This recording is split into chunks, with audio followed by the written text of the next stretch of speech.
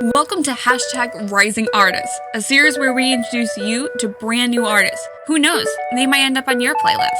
I'm your host, Taylor Oren. Let's get started, shall we? Usually, how all my little interviews go, I like to basically go, "Who are you?"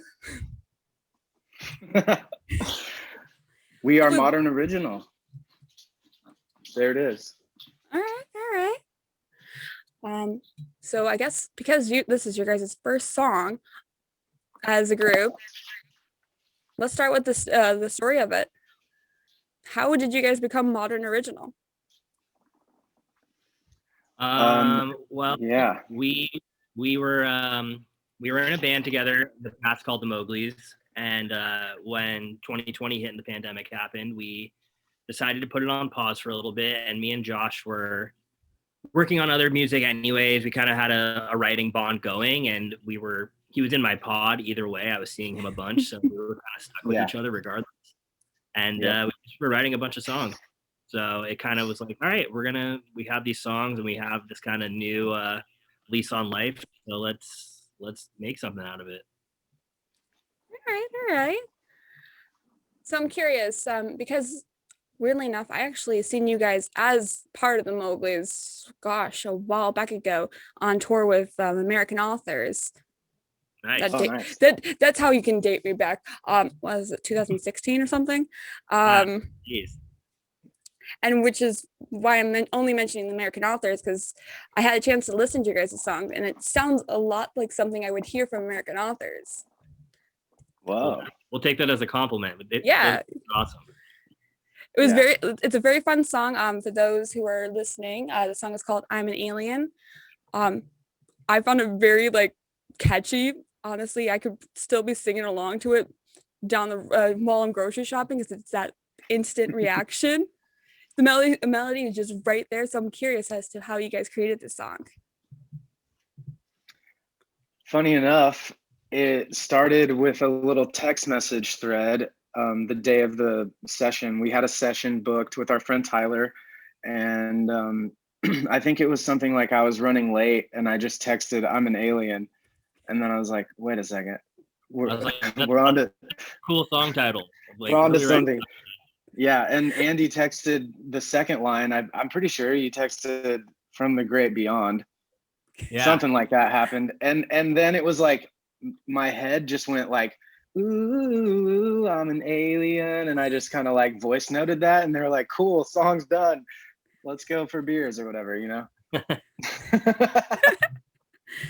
All because of a couple text messages. Was it just a misread text, or was it just a oh, I have this random line? It was just he was just like feeling disconnected from society that day, and I was just like, "Oh, that's a cool song concept. Let's go." And then he just he sent this brilliant little voice note back, and we were just like, "All right, cool. This will be an easy one today." Are songs usually I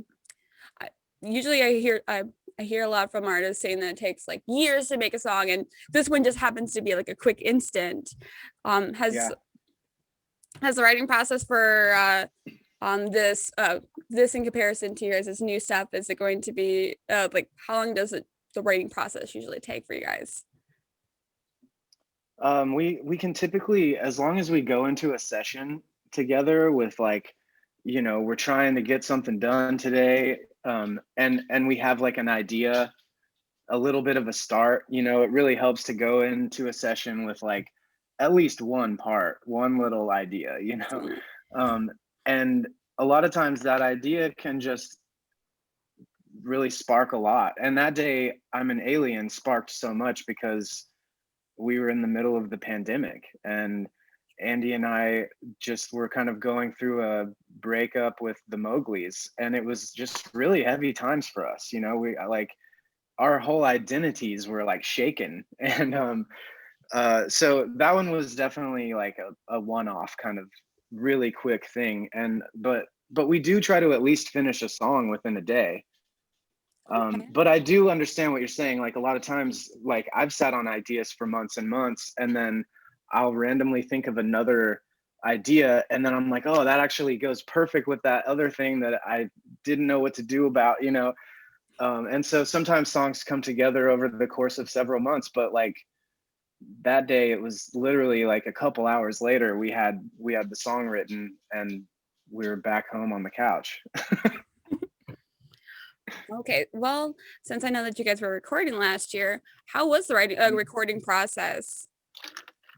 It was cool. We, like I said, we kind of had a small pod of just like, so like our producer who we work with was also in that group. So we kept it for the first time ever. It was just this very core small group of the three of us kind of being really able to go back and forth from the different apartments we were working in to write and to record. We would book some studio time here and there, but it was a pretty smooth and streamlined process. We kind of applied what we learned from all of our years of doing the Mowgli stuff of just like, all right, we're going to kind of follow that model, but just a little more broken down and smaller with this group. And it made for a really smooth, nice time, especially with like the pandemic going on and a lot of uncertainty. Yeah. It was to have this project we were working on that kind of just kept us focused and like moving forward.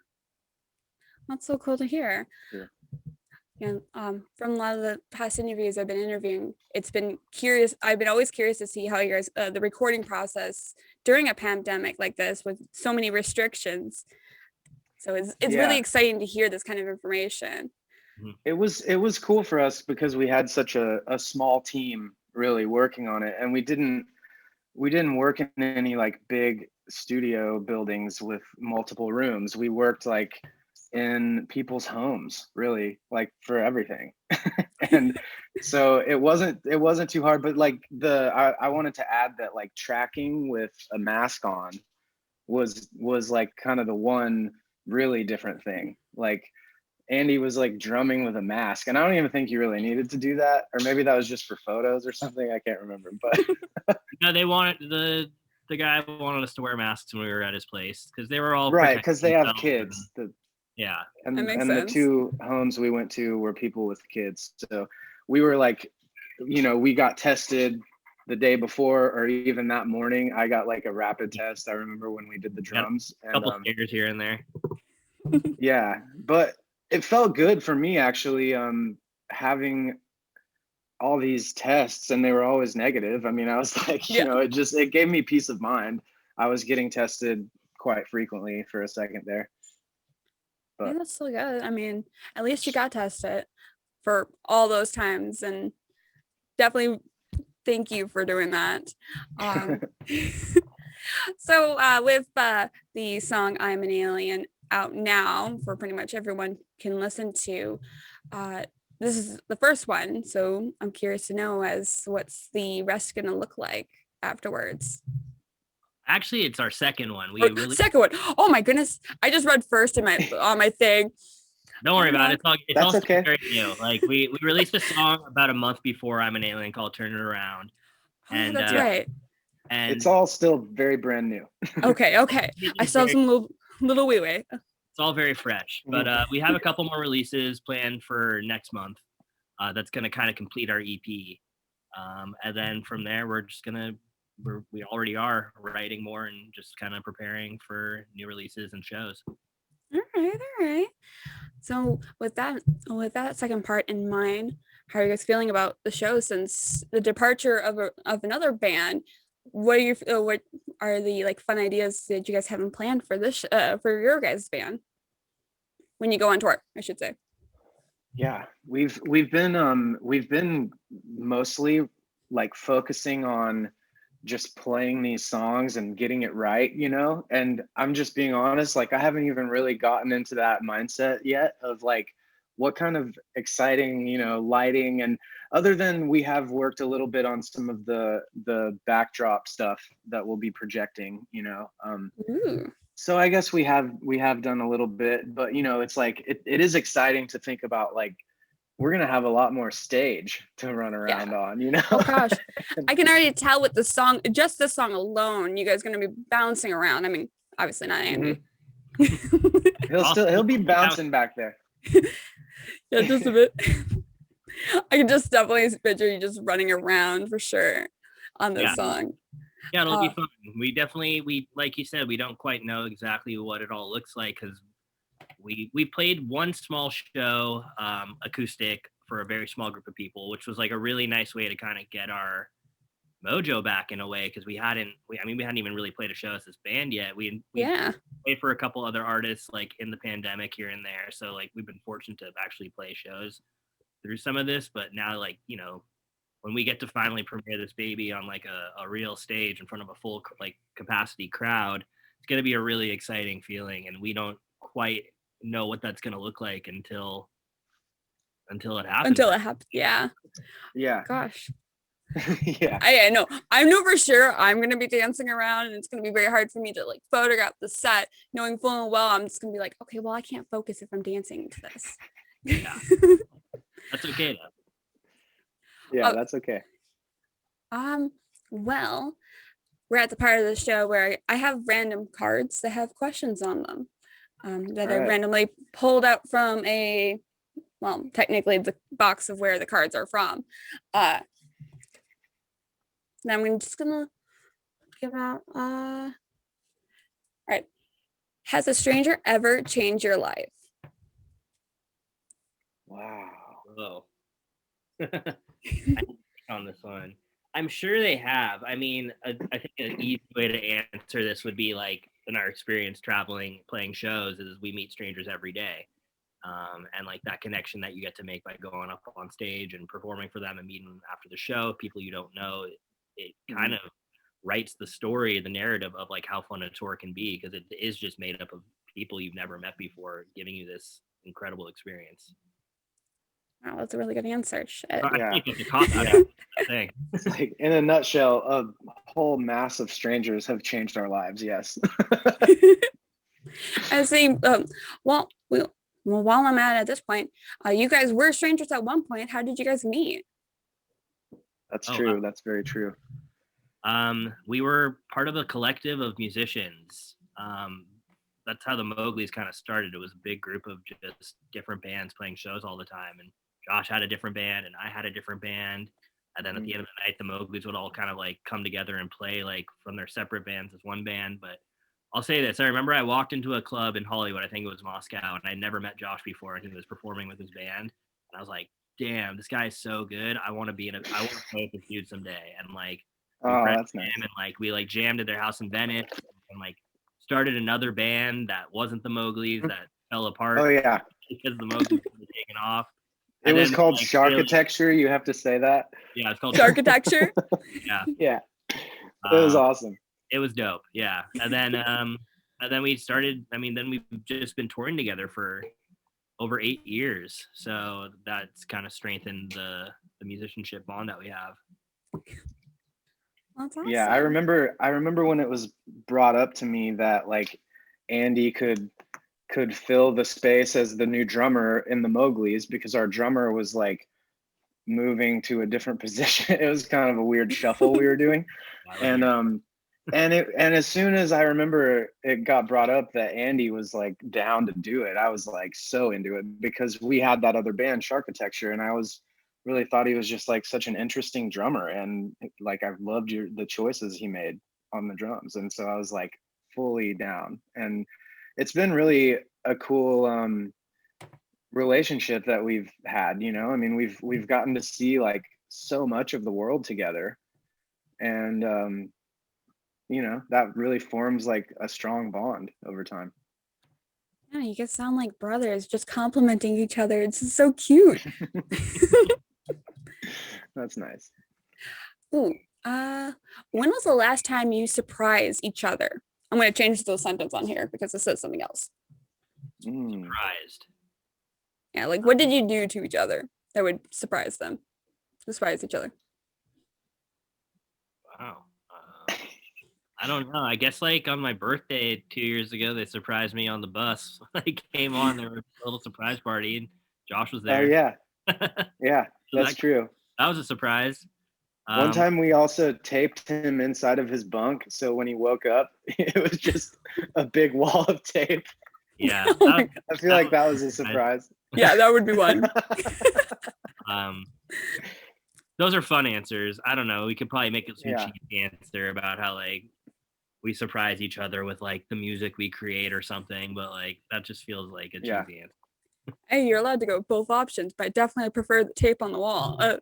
Yeah, we'll go with the tape on the wall. Nice. Okay. Final answer. So, what has been the happiest memory last year? Of last For you? year. Yes. Oh man. Like of 2020 or of like Well, it says past year, so I'm gonna assume we're just past gonna year? assume Yeah, 2020. I really like it. I mean, I guess here we are in midway through 2021. It's like time is just flying by or something. I don't know. It Crazy. seems like that to me at least. One of my I mean, the first thing I thought of is when we released that first song, Turn It Around. A friend of ours and her family let us have a party at their house, and we did this like release party, and they have a studio in the back, and the engineer that's working in that studio invited some of his friends, and they made like this like weird punch, and everybody was involved, and it was just this like really beautiful night of celebrating music. And of course it was all about me and Andy, so it was the best. Oh my gosh, that There sounds was so much fun. cupcakes and like everything. And it felt like, after being deprived of a lot of social contact for so long, like with people finally kind of coming out of their holes and stuff, it definitely felt like it's like, oh, cool. Like we have something that we've been working on while we were locked away that we Yeah. can celebrate. And that was this nice moment, especially because 2020 was like no joke hard. We went through a lot of not to even like, I don't want to even compare my experience to other people's, but we all had a difficult time. And Yeah. so it was nice to finally kind of like come out of it and be like, hey, we have something to celebrate here. Yeah, it made it just like one more step towards being a real thing that we did. It was like, yeah, you're right, we did do something during the pandemic. We didn't just like play Grand Theft Auto the whole time. Ooh. The whole time. Speaking of Grand Theft Auto, how are you doing on that? I'm all right. I play occasionally, but I'm more of a FIFA person. So Ooh, okay. yeah. I'm guessing then you're watching the World Cup right now. Wait, no, that's not coming up. Is that coming on right now, or is that The Euro Cup just Euros finished. Cup? Oh, World Cup I think is like 2022. That's okay. next year. I tend to get That's that one crazy. confused with the the Euro Cup. The World Cup I get confused with time period of Summer Olympics. Yeah. The Olympics are happening, right? I mean, Start today. Yeah. they It didn't was get canceled, right? surprisingly, and then there's something about cardboard beds. That's what I'm hearing. Yeah. Yeah, so they don't have sex. I heard about that too. So I've been seeing like majority of Olympians on TikTok just jumping on these beds to see how durable they can make it, how durable they will last. Yeah. So weird. That's funny. I'm gonna have to look into this because this is the first I'm hearing of it. Wait, you haven't heard about that? The cardboard bed thing. I don't know. I'm also like pretty detached from the news and stuff right now. I say because it was like trending on Twitter for the past like week or so. Nice, classic. They're trying to like encourage them to not cohabitate and just like stay in their room so they Stay can there. that like they can't share with people. It's really strange. Yeah, I heard that, and then I heard that just because it's cost effective and it's easy to recycle those as opposed to like grabbing a bunch of actual buds and putting those all together within a time frame. Man, these are they need to sleep. Like, come on. I know. In my experience, sleeping on a really hard bed was actually a really a good experience for me. So maybe it's like good, right? Isn't it supposed to be like good for your back and stuff? Yeah. Like sleeping on a harder surface. I mean, that's something I heard once. Hey, you're talking. I have a friend who used to sleep on a stone bed. Sounds weird. Yeah, it's like a sheet of. I think it's like granite, but it heats up towards in the wintertime. But she sleeps on this stone bed. Like as if it's straight up from the Flintstones or something. I just remember on a hard bed, I would wake up like really early and I didn't want to lay around. I was like, okay, get me out of here.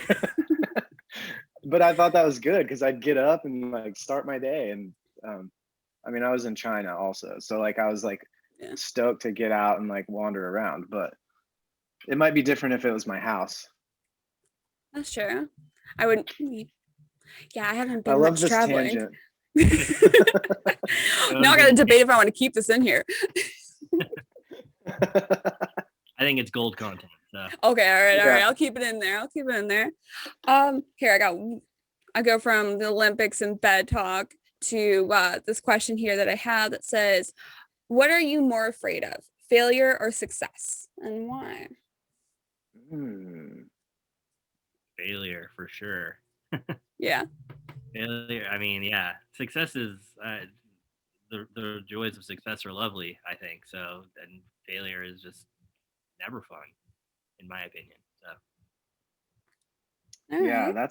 that's a really good one. That's like That is a good super one. deep for me at Yeah. least, because I feel like there's been times in my life where I would say either answer or both, you know. It's like there's been times where I was definitely like afraid of success because I just like didn't know in music, you know, I'm like I just didn't know like what really would come along with that. And now with like my perspective, I view success differently, so I'm not afraid of it.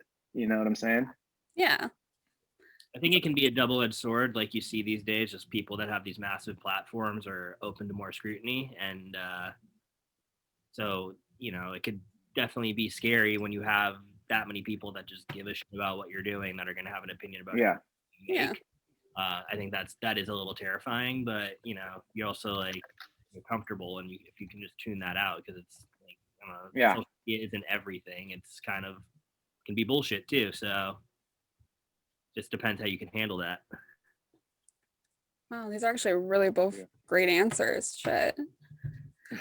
Here, I'm pulling up a random one here. Good question. Yeah.